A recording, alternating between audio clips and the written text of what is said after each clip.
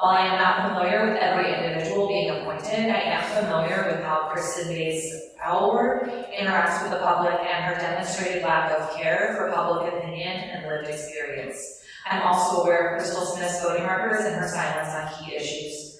I know that the police regularly come into contact with unhoused Canton residents. However, individuals who live within the city but lack an address or identification proving residency are not viewed by City Council as residents of Canton. Skylark first has video evidence from the clerk's office from earlier today confirming this.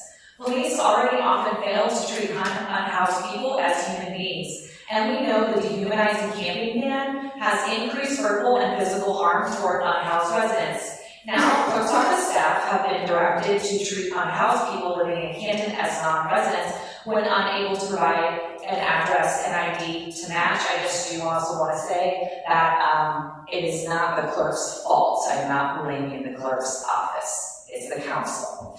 This stance further dehumanizes our unhoused neighbors. Before anyone argues that this is not the intention, I want to be clear, impact matters more than intention. When the impact does not match the intention, the action must be changed. If the action is not changed, I cannot believe you are truthful about your intention. I do not trust former council officials to evaluate police conduct, given their role in advancing dehumanizing policies and rhetoric.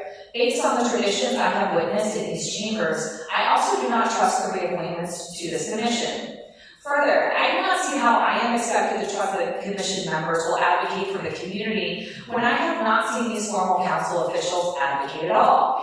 Instead, I have witnessed silence around votes for dehumanizing policies and interruptions of community members attempting to speak.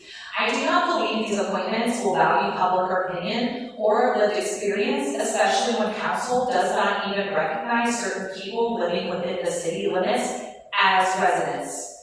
I fear that when selecting cases to review, the commission will prioritize police interactions with business owners first, house residents second, and either exclude or excuse police misconduct towards unhoused people in Canton.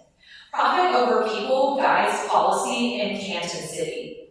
I truly hope council members will reevaluate how policy is written and city council is conducted. I recommend equity training.